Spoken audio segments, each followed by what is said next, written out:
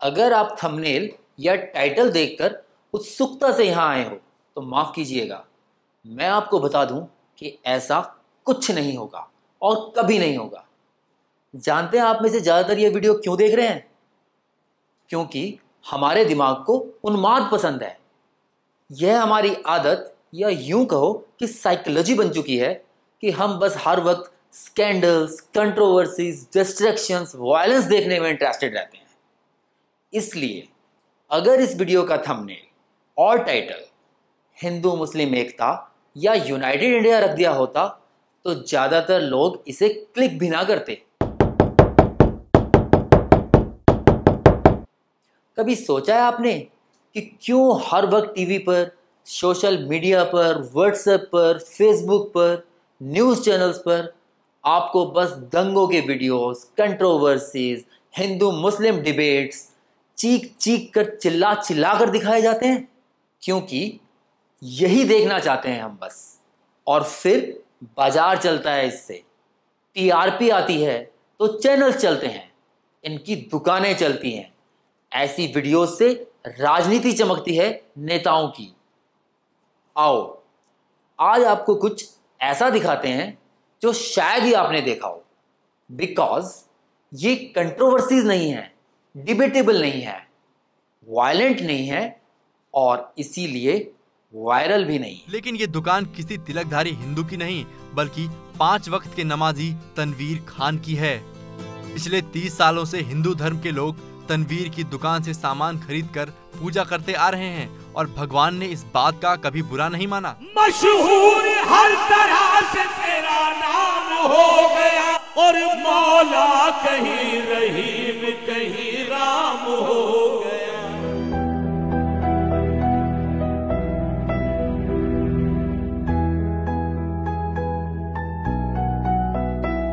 पहले ही अर्ज किया कि मेरे आका का हुक्म है कि जिस मुल्क में पैदा हुए हो उसकी सरहदों की हिफाजत करना और उस वतन से मोहब्बत करना तुम्हारे ईमान का हिस्सा है। न तेरा है न मेरा है, ये हिंदुस्तान सबका है। नहीं समझी गई ये बात तो नुकसान सबका है। और भी सैकड़ों हजारों वीडियोस हैं ऐसी, शायद ही आपने कभी देखी हो और शायद ही किसी ने व्हाट्सएप और फेसबुक पर आपसे शेयर की हो। बिकॉज इनसे किसी को कोई फायदा ही नहीं है। ना तो ये पॉलिटिकली किसी के काम की और ना ही इनसे बाजार चलता है। ये एक ऐसा गांव है जहां पर एक भाई मुस्लिम और एक भाई हिंदू मिलेगा। यहाँ पर जितनी शिद्दत से कुरान पढ़ी जाती है उतनी ही मोहब्बत से रामायण पढ़ी जाती है। हिंदू मुसलमान दोनों भाई भाई, चाचा भतीजे इसी में रह रहे हैं। दरवाजा एक है, आप देख सकते हैं, चारों तरफ से बाउंड्री है, इसी में आज भी इसी में रह रहे हैं। अंदाजा नहीं लगा सकते। ये केदार सिंह बैठे, इनके सलाउद्दीन खान है पिताजी का नाम। चाहे तो आधार कार्ड दिखवाऊंगा। मजहब जुदा जुदा है, मजहब जुदा जुदा है, सिला सबका एक है, हिंदू हो या मुस्लिम खुदा सबका एक है। नॉर्मल लाइफ जिसमें आम इंसान, हिंदू हो या मुसलमान, एक दूसरे के साथ मिलकर रहते हो, साथ काम करते हो, यह सब तो बोरिंग है। कौन देखेगा इसे? कैसे चलेगा व्यापार अरबों का? कैसे चलेंगी दुकानें राजनीति की? जरा अपने आसपास देखो कि कितने हिंदुओं या मुसलमानों को जानते हो जो दंगे करते हो। कोई दुकान चलाता नजर आएगा, कोई आपके पास काम करता होगा, कोई ड्राइवर होगा, कोई कारीगर होगा, कोई मैकेनिक, कोई अफसर तो कोई व्यापारी। कभी देखा है आपने इनके हाथों में तलवार लिए सड़कों पर हिंदुत्व या इस्लाम बचाते हुए? नहीं। तो फिर ये कौन हिंदू मुसलमान हैं जो कभी भी एकदम से सड़कों पर बिफर पड़ते हैं दंगे करने को? मुश्किल से 1-2% जाहिल मूर्ख जो स्पॉन्सर्ड गुंडे हैं कुछ नेताओं के या पोंगा पंडितों और मौलवियों के। कितने नेताओं को देखा है आपने हिंदुत्व या इस्लाम को बचाने के लिए खुद तलवार लेकर सड़कों पर निकलते हुए? योगी आए हों या ओवैसी आए हों या फिर राहुल, अखिलेश और ठाकरे आए हों या फिर कोई संत, महात्मा, पंडित, गुरु, मौलवी, मौलाना निकले हो सड़कों पर तलवार लेकर, एयर कंडीशन महलों या चैनल्स पे बैठकर दे देते हैं भड़काऊ भाषण और निकल पड़ती है सड़कों पर कुछ बेवकूफ़ों की भीड़ जिनके पास ना रोजगार है, ना भविष्य के कोई सपने। बस एक ही काम है इनको, धर्म की रक्षा।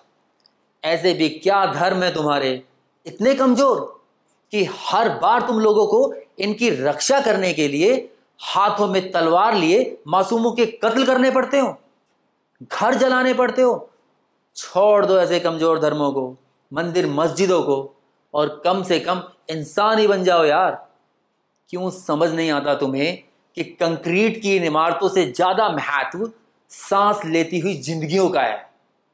तलवारों से ना तो जीत होती है और ना किसी धर्म की रक्षा। तलवारों से तो कत्ल किए जाते हैं, बस लूट होती है। ना राम लिखा जाएगा ना कलाम लिखा जाएगा। कत्ल करोगे तो इतिहास में कातिल ही तुम्हारा नाम लिखा जाए। देश की आजादी में जितना योगदान नेहरू, गांधी, सुभाष और भगत सिंह का रहा है, उतना ही मौलाना आजाद, सुल्तान हैदर अली खान, अब्दुल गफ्फार खान और अशफाकुल्लाह खान का भी रहा है। यह देश जितना हिंदुओं का है, उतना ही मुसलमानों, सिखों, ईसाइयों और जैनियों का भी है। आज़ादी की लड़ाई में सभी कौमों ने बलिदानी दी है। और क्या अब्दुल कलाम आजाद के बिना हम न्यूक्लियर पावर होते? परमवीर चक्र विजेता अब्दुल हमीद को कैसे भुलाओगे, जिन्होंने 1965 में एक साधारण जीप से पाकिस्तान के 7 वर्ल्ड फेमस पैटर्न टैंक्स उड़ा दिए थे। जब जलियांवाला कांड हुआ था और जनरल डायर से पूछा गया कि आपने गोली चलाने के आदेश क्यों दिए, तो जवाब मिला कि पठान वापस भाग रहे थे। तब अब्दुल गफ्फार खान, एक पठान के बेटे, ने आकर कहा था कि अगर गोरी सरकार एक भी पठान की पीठ पर गोली का निशान दिखा दे तो मुसलमान उसी वक्त आजादी के संग्राम से पीछे हट जाएंगे। 5 दिनों तक पोस्टमार्टम चलता रहा। 76 पठानों की लाशें मिली और 76 के 76 ने गोली अपने सीने पर खाई थी। गद्दारों और आतंकियों का कोई धर्म, कोई मजहब नहीं होता। जयचंद और अफजल गुरु कोई हिंदू या मुसलमान नहीं है, सिर्फ गद्दार हैं।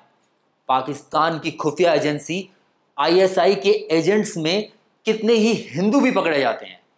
कुछ बुरे लोग पूरी कौम को बदनाम करके रख देते हैं। अब सवाल यह है कि क्या यह कभी संभव है कि हम में से कोई भी, हिंदू या मुस्लिम, कभी देश छोड़कर चले जाएंगे? जवाब हम सब जानते हैं, नहीं, कभी नहीं। तो जब रहना ही साथ है तो क्यों ना मिलजुल कर रहें, अमन और प्यार से रहें। इतिहास को भूलकर अपने आज में रहें। कल के इतिहास का बदला आज लोगे तो कोई आज के इतिहास का बदला फिर कल लेगा, और चलती रहेंगी ये नफरतें। आंख के बदले आंख और टांग के बदले टांग के कानून से तो एक दिन सारी दुनिया ही अंधी और लंगड़ी हो जाएगी। अभी कमेंट सेक्शन भर जाएगा, मुसलमान बन जा, पाकिस्तान चला जा, जैसे कमेंट्स आएंगे। पर क्या ही फर्क पड़ता है यार। बस इतना ही कहूँगा कि अगर हमारे मन में किसी भी दूसरे इंसान के लिए नफरत या तकलीफ देने की जरा भी चाहत उठती है तो माफ़ कीजिएगा, हम इंसान होने की जंग हार चुके हैं। Love is the first and the last weapon. Love is the only law.